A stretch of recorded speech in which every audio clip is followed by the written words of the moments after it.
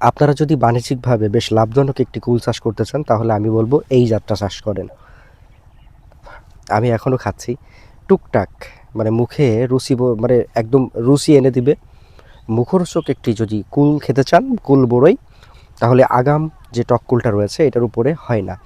আজকে ডিসেম্বরের 6 তারিখ, আজকে আমরা এখানে শ্যুট করলাম এবং এই বাগানে যে পরিমাণ ফলন এবং আজকে হারভেস্ট করা যাচ্ছে, যেখানে মিষ্টি কুল কখনোই এখন হারভেস্ট করা সম্ভব নয়। এবং গাছে ফলন দেখেন মাশাল্লাহ, এক একটা গাছে 30 থেকে 40 কেজি করে ফলন তোলা যাচ্ছে।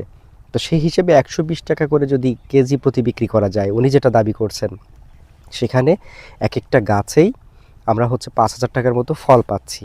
তো এবং আরেকটা সবচেয়ে পজিটিভ দিক যেটা, সেটা হচ্ছে আপনি মিষ্টি কুল চাষ করলে আপনাকে করতে হবে কি, নেট দিতে হবে, পাখি তাড়াইতে হবে, পোকায় আক্রমণ হবে। আর এটা একটু টক কুল হওয়ার কারণে এখানে পোকার আক্রমণ হয় না, একটা ফলেও কোনো স্প্রে করতে হচ্ছে না, নেট দিতে হচ্ছে না, পাখির টোকা মেরে কেন, পাখি এদিকে ফিরেও চাচ্ছে না। তো সেই হিসাবে একেবারে অযত্ন অবহেলায় কম খরচে আপনি যদি কুল চাষে লাভবান হতে চান তাহলে আপনাকে অবশ্যই বাছাই করে নিতে হবে এই আগাম টক কুল।